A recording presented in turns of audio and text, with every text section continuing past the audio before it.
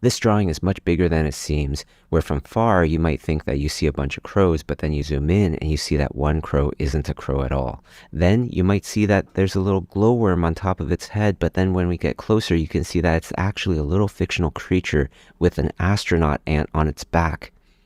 And if you look at the tiny, tiny little thing that the astronaut is holding, you can see that it's a little atom.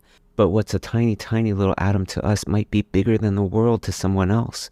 And if we zoom in to the electron in that atom, we can see that there's a whole other world inside that leads to an observatory, that leads to some amoebas looking out into the distance. Now, what you might not know is that if we back up out of the electron and go into the other electron, we can see that there's a world inside it as well.